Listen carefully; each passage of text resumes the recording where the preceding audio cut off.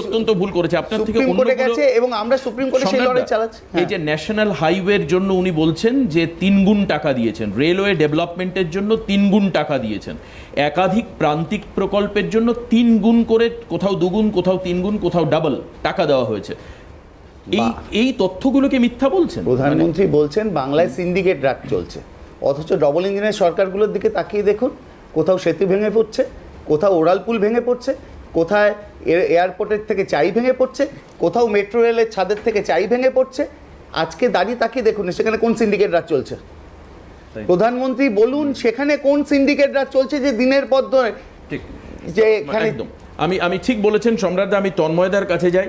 তন্ময়দা, এই যে বিভিন্ন প্রকল্পের টাকা কেন্দ্র আটকাচ্ছে, আমি একটা জিনিস বুঝতে পারি না, আমার কাছে খুব অবাক লাগে যে আপনারা দিনের পর দিন প্রতিনিধি দল পাঠাচ্ছেন, প্রতিনিধি দল এসে সার্চ করছে, বাড়ি বাড়ি ঘুরে দেখছে, আবাস থেকে শুরু করে 100 দিনের কাজ তারা স্ক্রুটিনি করছে।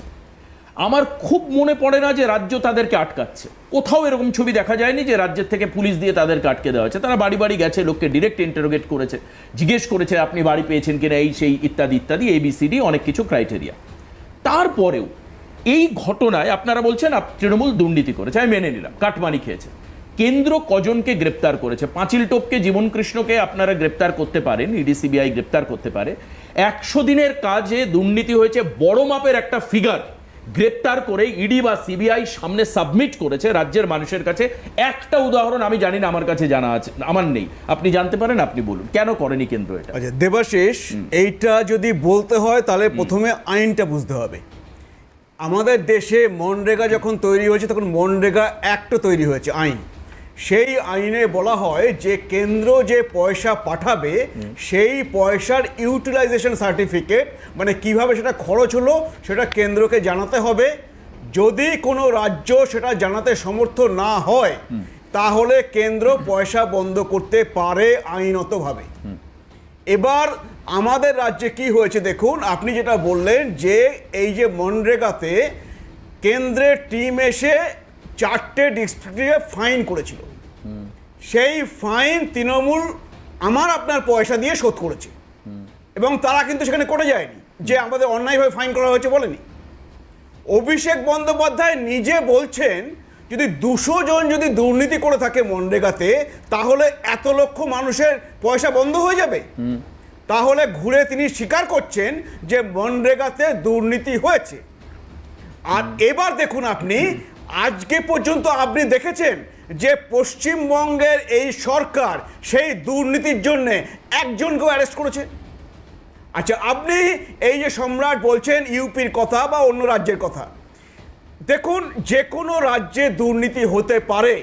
আমার মনে হয়, আমি একটা কথা বলি, আমি সমস্ত প্যানেল গেস্টকে একটা জিনিস আমি স্বনির্বন্ধ অনুরোধ করছি। আমাকে অনেক মানুষ তারা মেল করেছেন বা ফোনে বলেছেন যে আপনারা না অন্যান্য রাজ্য নিয়ে কম্পারেটিভ আলোচনায় না গিয়ে বরঞ্চ এই রাজ্যের ভালো মন্দ নিয়ে আলোচনা করলে বেটার। না, এইটা এই জন্য আসছে, না এইটা এই জন্য আসছে দেবাশিস, জিনিসটা ক্লিয়ার হয়ে যাবে।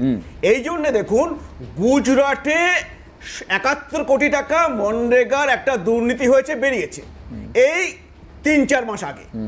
সেখানে গুজরাটের মন্ত্রী 2 জন ছেলে তার মধ্যে ইনভলভ আছে এবং তারা জেলে আছে। শুধু তাই নয়, আরও সরকারি আধিকারিক সেই সম্রাট যেটা বলছে সেই একই রকমের অভিযোগ যে ভুয়ো জব কার্ড, কাজ করা হয়নি অথচ দেখানো হয়েছে কাজ হয়েছে, পয়সা তুলে নেওয়া হয়েছে, এই করে 11 জন জেলে আছে। তাহলে পার্থক্যটা এইটাই। আজকে যদি কেন্দ্র যদি গুজরাটকে পয়সা পাঠায় তাহলে কি আপনি বলবেন কেন্দ্র অন্যায় করছে? একদম তাই, ঠিক। আমি সেইটা আমি বলার চেষ্টা করছি যে আমাদের রাজ্যে দুর্নীতি হলে তার কোনো ব্যবস্থা নেওয়া হয় না, কারণ এই তৃণমূল সেই দুর্নীতিগুলো করে, পয়সার ভাগগুলো নেয়, তারা কোনো ব্যবস্থা নেয় না। অন্য রাজ্যে সেগুলো হয় না। আচ্ছা, দুর্নীতির ভাগ তৃণমূল নেয়, কোনো ব্যবস্থা নেয় না, দলকে টাকা দিতে হয়, আর সেই টাকায় ফুলে ফেপে ওঠে সবাই। এই আজকে যেমন জীবন কৃষ্ণ স্যার গ্রেপ্তারির পর তন্ময়দাদের নেতা, আমার আপনার বিরোধী দলনেতা, তিনি একটা বড় পোস্টারে অনেকের ছবি দিয়ে বলেছেন, সাংবাদিক সম্মেলন করছিলেন, আমার কাছে আসলো সেই ছবিটা, দেখছিলাম যে এরা জড়িত রয়েছে। আমার কথা হচ্ছে চন্দনদার কাছে যখন এরপর আমি আসব, প্রশ্ন এটাই যে রাজ্য কাউকে গ্রেপ্তার করেনি, ঠিক অভিযোগ তন্ময়দা বলছেন। পাশাপাশি ইউটিলাইজেশন সার্টিফিকেট না দিতে পারার জন্য 4টি জেলাকে ফাইন করা হয়েছে, কিন্তু তারপর কোনো লিগাল ইনিশিয়েটিভ নেওয়া হয়নি। তাহলে কি এই ক্ষেত্রে মামলার জন্য আপনারা অপেক্ষা করছেন? যেরকম নিয়োগ দুর্নীতির ক্ষেত্রে মামলা হয়েছে, শিক্ষক নিয়োগের ক্ষেত্রে বা টাকা পাওয়া গিয়েছে এই নিয়ে ইডিসি ব্যয় হচ্ছে, এটা হলে কি এই সমস্ত তথ্যগুলো সামনে চলে আসবে? ঠিক কোন জায়গাটায় সমস্যাটা রয়েছে চন্দনদার কাছ থেকে জানবো। একটা ছোট চন্দনদার যে প্রশ্নে ছিলাম সেই উত্তর চাই। দেখো, তোমার দুটো প্রশ্ন আছে। একটি প্রশ্ন হচ্ছে তুমি আমাকে যে প্রশ্নটা ঠিক বিরতির আগে করলে, আরেকটি প্রশ্ন তুমি আমাকে ইন্ট্রোডিউস করবার সময় করেছো। আমার তোমার প্রথম প্রশ্নের একটি ছোট্ট লাইন বলি, আমার চেতনা রঙে পান্না হলো সবুজ। তুমি কিভাবে দেখছো সেটা সম্পূর্ণটা রবীন্দ্রনাথের কথা। পান্না হলো সবুজ, তুমি সবুজ দেখছো বলে সবুজ। আমি তোমাকে বিশেষভাবে এই কারণে বলি যে আজকে তুমি কোনোভাবেই কোনো একটি পক্ষের জায়গা রাখতে পারো, কিন্তু দুটো জিনিসকে তোমাকে মাথায় রাখতে হবে। তুমি আলোচনাটা করছো যে বিন্দুতে দাঁড়িয়ে প্রধানমন্ত্রীর বক্তব্য, এবং আর এক বিন্দুতে দাঁড়িয়ে যেখানে মুখ্যমন্ত্রী তাকে কাউন্টার করেছে, তার মাঝখানে পশ্চিমবাংলার জনগণের উপলব্ধি কি? উপলব্ধি সম্ভবত শূন্য।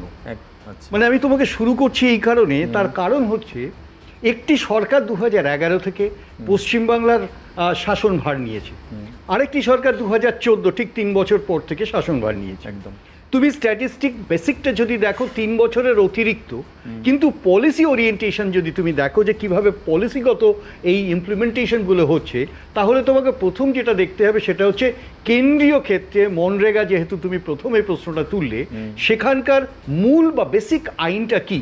এটা ছিল কোয়েশি। মনে রাখতে হবে এটা কিন্তু কোয়েশি এমপ্লয়মেন্ট, অর্থাৎ মনমোহন সরকারের ইউপিএ যে স্বীকৃতিটা নিয়েছিল ইউপিএ 1, এই মনরেগা প্রকল্পটা হবে এমপ্লয়মেন্টের বিকল্প হিসেবে 100 দিনের কাজের গ্যারান্টি, এবং সেটা হবে absolutely civic and fundamental right. তো এই রাইটের কথাটা তুমি যদি একেবারে প্রথমত রাখো, প্রান্তিক মানুষ, এবং সেটা রুরাল হতে হবে, খুব স্বাভাবিক।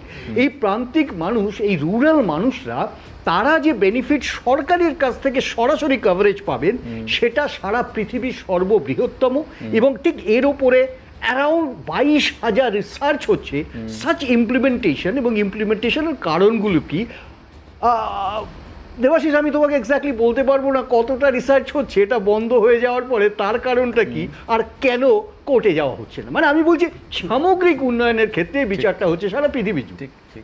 এখন আমার মূল প্রশ্নটা হচ্ছে যে এই প্রকল্প একটা ব্যর্থতার জায়গায় এসছে, এবং সেই ব্যর্থতার কতগুলো দায়ভার আছে। প্রথমত দায়ভার যেটা, সেটা হচ্ছে এটা বন্ধ করা হয়েছে একটা কারণ, এবং সেই কারণটা সরাসরি কেন্দ্রীয় সরকার বলবার চেষ্টা করেছেন। এই কারণটা হচ্ছে যে মূলত এর ইউটিলাইজেশন সার্টিফিকেট, মানে তার বেসিক স্ট্যাবলিশড অ্যাকাউন্ট, যাকে অর্থাৎ কোথায় ইমপ্লিমেন্ট করা হয়েছে সেটা দেখাতে পারেনি। উপলব্ধতা কি? Absolutely true. আমি আবারও বলি, পান্না হলো সবুজ, অ্যাবসলিউটলি ট্রু। তুমি এইভাবেই দেখো। তার কারণ হচ্ছে আমরা দেখেছি কারো বাড়ির ব্যক্তিগত বাউন্ডারি তৈরি হয়েছে, কাউকে ব্যক্তিগত সুবিধা পাওয়ানো হয়েছে, কেউ কাটমানি নিয়েছে, এবং একটা ব্যাপক দুর্নীতি হয়েছে, এটা নিয়ে কোনো সন্দেহ নেই। ঠিক উল্টো দিকে দাঁড়িয়ে সেই দুর্নীতির যে গার্ডরেল, সেই গার্ডরেলকে তারা ফেন্স করেছে কেন্দ্রীয় সরকার। মুখ্যমন্ত্রী 186টি ছোট ছোট টিমের কথা বলেছেন, কিন্তু আমার রেকর্ডে আছে 57 স্পেসিফিক টিমস অল টুগেদার, যারা শুধুমাত্র মনরেগা না, গ্রামীণ আবাস ইত্যাদি ইত্যাদি এই প্রকল্পগুলোতে ইনভেস্টিগেশন করতে এসছেন বিভিন্ন রাজ্যের ক্ষেত্রে। তারা দুর্নীতির কিছু হদিশ পান, সেই হদিশের কারণে নোটিশ পাঠানো হয়, পেনাল্টি হয়, পেনাল্টিটা পে করে। অন দি কন্ট্রারি, এই রিপোর্টটা যখন ক্যাগকে জমা করা হয়, তখন কিন্তু দেখা যায় যে ক্যাগের রিপোর্ট একেবারে স্বচ্ছ নয়। আর সেই স্বচ্ছ নয় বলেই আজকে তৃণমূল কংগ্রেস বলে যেতে পারছে যে এখানে কোনো দুর্নীতি হয়নি, যে দুর্নীতিটা হয়েছে পার্শিয়াল দুর্নীতি, তাকে বাদ দিয়ে অন্য টাকাগুলো দেওয়া হোক। এখন তুমি এর মাঝখানে দাঁড়িয়ে কোন রাজনীতি খুঁজবে? তোমাকে পরিষ্কার একটি কথা বুঝতে হবে, শুধু মনরেগা না, ডেভেলপমেন্টাল স্কিম, এক রেলওয়েজ। আচ্ছা, রেলওয়েজের ক্ষেত্রে যে বরাদ্দ, আমাকে বুঝতে হবে সরাসরি 2017 সালে রেল বাজেটটাকে অ্যামালগামেট করে নিয়ে যাওয়া হলো সেন্ট্রাল বাজেট। তুমি জানো ফিনান্স বাজেট, এই ফিনান্স বাজেটে অ্যামালগামেশনের ফলস্বরূপ কি হলো? ফিনান্স মিনিস্টার ডিক্লেয়ার করেন কোথায় কোথায় রেল ইমপ্লিমেন্টেশন হবে। ইন্টারেস্টিং ফ্যাক্টটা হচ্ছে রেলের ইন্ডিপেন্ডেন্সি যেটা ছিল, অর্থাৎ দীর্ঘকালীন 1938 সাল থেকে ব্রিটিশের সময় থেকে যে ইন্ডিপেন্ডেন্সটা ছিল, rail development, life line development, সেটা কিন্তু সম্পূর্ণ রুদ্ধ হয়ে গেল। কারণ ফিন্যান্সটা, তুমি প্রকল্প দিতে পারো, কিন্তু ফিন্যান্সটা দেবে কে? দেবে ওই ফিন্যান্স মিনিস্ট্রি, এবং সেই ফিন্যান্স মিনিস্ট্রি কিন্তু বহু ক্ষেত্রে বরাদ্দ করার পরেও তা বাস্তবায়িত হতে একটা ব্যাপক সময় লাগে, এবং সেটা লাগে কেন?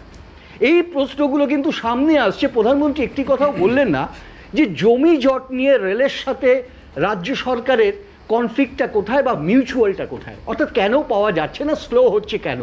তুমি জানো, যদি স্পেসিফিক রেকর্ড দেখো তাহলে দেখবে অ্যাপ্রক্সিমেটলি 11.3 যেটা ক্যালকুলেট করা হয় প্রতি বছর রেলের যে সারা বাংলার যেসব প্রকল্প 11.3% যে বরাদ্দ থাকে, শুধু সময়ের আঙ্গিকে সেটা বিচার্য হয় না বলে, অর্থাৎ ইমপ্লিমেন্ট হয় না বলে আলটিমেটলি তার ভ্যালুটা বেড়ে যায়। এর দায়বদ্ধতা কে নেবে? দেখো, তুমি সরাসরি কাটমানির কথা বলছো, কিন্তু কাটমানির যে ইনফ্লেশন গ্রুপ, কাটমানির যে ডিলেড গ্রুপ, যে নতুনভাবে ধার্য করার যে যে যে যে অ্যাকাউন্টস, এই সাপ্লিমেন্টটাকে তুমি যদি বিচার করো, এটা কিন্তু কারো কাছে যায় না, এটা যায় বিভিন্ন ইন্টারেস্ট গ্রুপ বা ইনফ্লেশন ক্ষেত্রে যে অবক্ষয়টা তৈরি হয় তার মধ্যে।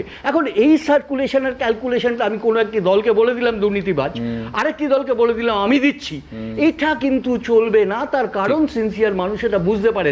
আমার দরকার কেন্দ্র রাজ্য মিলিত প্রয়াস, তুতু ম্যায় খেলাটাকে বন্ধ চলবে না। একদম ঠিক, খুব সুন্দর।